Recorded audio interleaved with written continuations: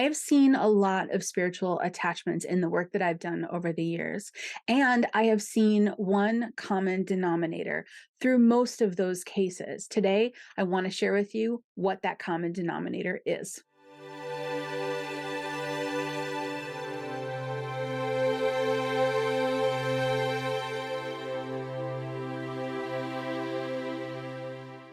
Over the years, I've come across a lot of individuals who have had spiritual attachments. Let's do a quick review. What's a spiritual attachment in case you're not familiar with them? Spiritual attachment is the sharing of energetic space with you and a spirit. Now, this is not going to happen with a spirit that has crossed over to the other side, but this might happen with a spirit that is stuck in the in between and needs to cross over to the other side. How does this happen? There's typically an insecurity with the spirit of some sort or a need to fill because they're stuck. And they found that the energy of the living person provides that comfort for them. So, the definition in general is the sharing of energetic space. And a spiritual attachment is like a spirit has stepped up beside you and hooked their arms into your arm to go arm in arm. This is really the most direct way to explain it. When it comes to this, I found over the years there's typically one common denominator on how a person gets a spiritual attachment. So, does everyone get them? No. Can anyone get them? Yes. But here's the common denominator. With the people that I have seen experiencing attachments, they tend to have something going on in their life, typically a large emotional something happening in their world, in their existence, that is causing them some sort of stress, some sort of emotional trauma or stress. And this can be all across the board, a whole bunch of different reasons for this. This could be a physical injury that has set them back in their career. This could be a divorce. This could be a trauma that happened to them that they just haven't processed yet. And there is a resistance to moving through that. I don't know if you can relate. I can relate. I know I've had times where there's been a very difficult situation, but I just wasn't ready to work on healing it. I wasn't ready to take a step forward. I needed to hold still for a moment. And it's that holding still that is the common denominator. Typically, when I meet with somebody that has a spiritual attachment, they do also have something with a very heightened emotional, source to it that's going on in their living world, in their human existence. No judgment at all. And professionally, I don't ask questions. It's none of my business. But they do typically share with me, okay, well, I have been struggling with this, or I have been dealing with, I know I need to heal from this or from that. And it does tend to come out, not in great detail, because again, none of my business. But when they do express it, I understand it a little bit. I understand what it is to hold still. And I always ask, is kindly, are you taking steps to help and heal it? Because you're important. It's important for you to get any kind of support you need. And many times they say, not yet. I haven't, reached out, or I haven't been able to do something about it. And that sort of stagnant holding still is a very unique space for that person's energy to be in. Think of that person's energy as being frozen in time with a focus of stress. Now, we walk through this world judgment free. We do not judge. Everyone goes through very difficult things. Everyone's timing on healing and facing difficult things is different. And unfortunately, sometimes we get stuck. We're just not ready to step forward. And when an energy is stuck, when a living person's energy is holding still and not moving forward, And I'm going to give a very easy solution for this one. But when it's stuck and it's not moving forward, that energy is very easy to link into for a spirit. So let's say you have someone that is going through, I don't know, a divorce. I've gone through that. So let's use that one as an example. If someone's gone through a divorce and perhaps it's done and it's over, but they're just not ready to walk through the emotional piece that they need to walk through to heal. And instead, they're distracting themselves and they're diving into work or they're doing something else. Yeah, I'm relating to this one a little bit, but maybe they're diving into work. Maybe they just don't want to deal with it for right now because they've been dealing with it for years. And they just don't want to deal with it now. They just want to not focus on it. That energy, that pain from the divorce is still in the person's energetic field, okay? And it's not moving anywhere. It's not going anywhere. It's not it's not on a forward momentum. The result of this is that it's a little bit magnetic of a spirit that is stuck in the in between who perhaps can relate to that. Also, passed away having frustration from a divorce or from a loss of a loved one or something like this. Like attracts like. So that stuck energy of trauma from a divorce can attract the stuck energy of a trauma from a divorce or something similar to that in a spirit that is trying to process through those things and let go. If they don't want to process through those things, like attracts like, those two energies are really going to come together. Now, I went into great detail about this, but truth be told, there's actually a very simple solution to this. Even though we're talking about really heavy emotions and heavy energy, there really is a very simple solution to this. When it comes to your energy being stagnant, it's not about doing everything or taking big leaps forward to get that energy moving enough to get out of that like attracts like potential spirit attachment. You can do the smallest thing.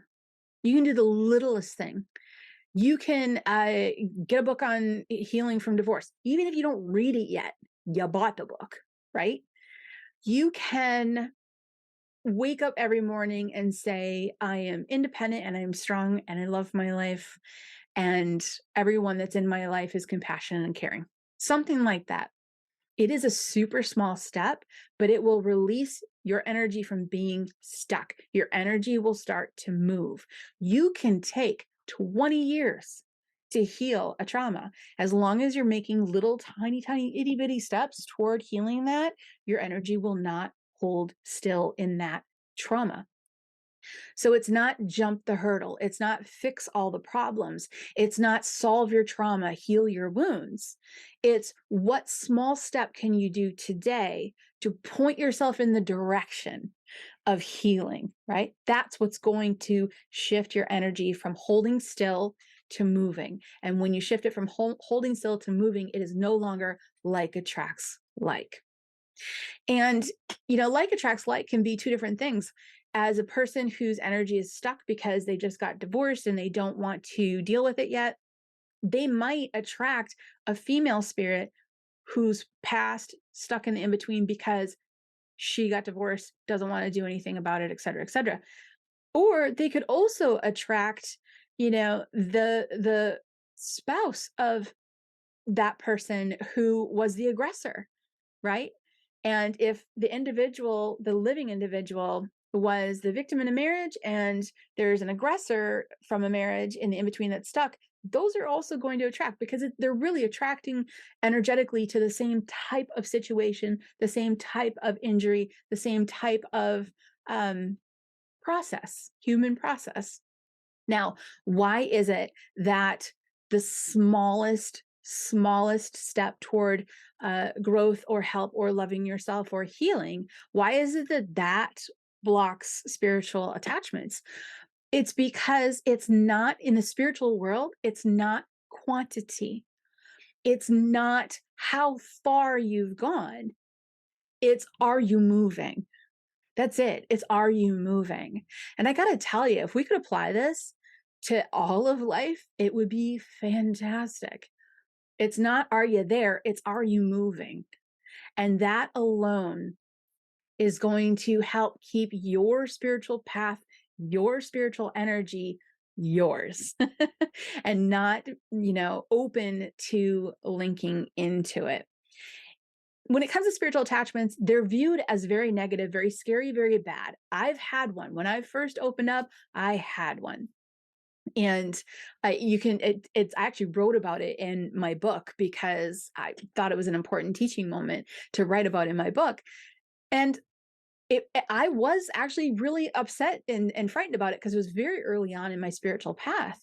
But today I see them a little bit differently, and it's not that they're bad. They can be uncomfortable. They can cause discomfort for the living person, et cetera, et cetera. But in the end, really, what it is it's a spirit that's crossing over that has some sort of fear and is trying to soothe their fear. The attachments aren't, oh, I'm a bad spirit and I'm going to attach to you because I want to hurt you. No, it's typically an in-between situation, which is very psychological. Somebody in the in-between who can't seem to move forward is starting to feel that trauma in the processing of moving forward through the in-between to the other side, and is now going to soothe that by attaching to a like attracts like energy.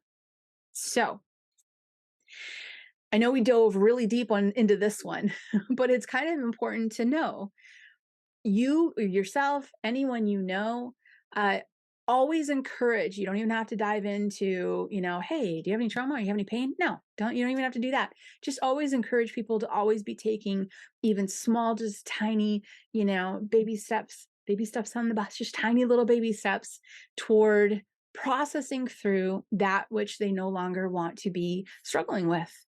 That for momentum is wonderful, because then you're on path.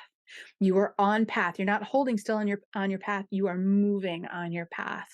And it's a very different energy than holding still. Now, this is the common denominator that I've seen over the years. I've done crossing over work for over 15 years, and countless numbers of spiritual attachments. And like I said, I hear this a lot. I hear people say, and it's usually in the words of like, well, I've just been really stuck lately, or I've just been really, struggling lately, or I'm not moving forward. So if you're doing this work and you meet somebody who has a spiritual attachment and you help them, which is awesome. It's just like crossing over work. You just got to think, with one more component of separating out the living person's energy and the spirit's energy. So separate out those energies. Your intent is everything, right? Your intent is everything. Separate out those energies and then do the crossing over work as you normally would. You're going to make a huge difference, and help the living individual as well as the spirit crossing over.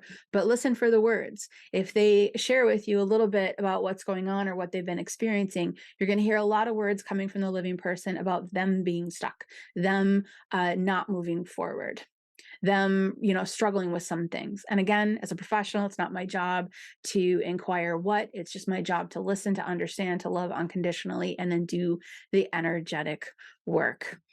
That's been a big one. Now, as you know, all things are possible. So there can be a spiritual attachment situation that's happened that isn't about that.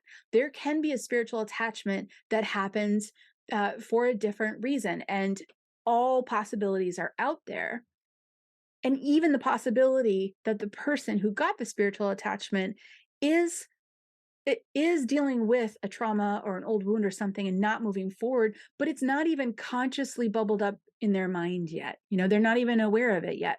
These things happen as we get older. We start to remember things or think of things or learn, how to live a healthy life. And then that, kind of pokes us to say, hey, go back and there's a few things you should probably heal. So it's a journey, absolute journey. So any chance you get to tell your living friends and yourself to just take small steps toward the direction you want to go, that in itself is very powerful. GCP helps with that. GCP in itself is golden with that. And I'll put a link somewhere in here for you. That's golden because the act of doing GCP, ground clear protect, is the act of acknowledging how amazing you are, that you are a spiritual being on a human path. And even that small act is a tiny little bit of healing every time you do it. And that's forward momentum as well. When it comes to doing spiritual attachments, or not doing spiritual attachments, helping somebody who has a spiritual attachment to detach, once we've detached, please always please remember to do the crossing over work of, for the person that is in spirit form that is struggling. Might be a little bit more difficult because obviously if they're reaching out to the energy of a living person in order to soothe themselves, they might be in a struggling space. And it's a great moment to set your intent for calm energy, for unconditional loving energy, to maybe ask for help from those on the other side to help you help this individual get back into the transition of crossing over. But it's really important to not forget that step. And you know why, because ghosts are people too.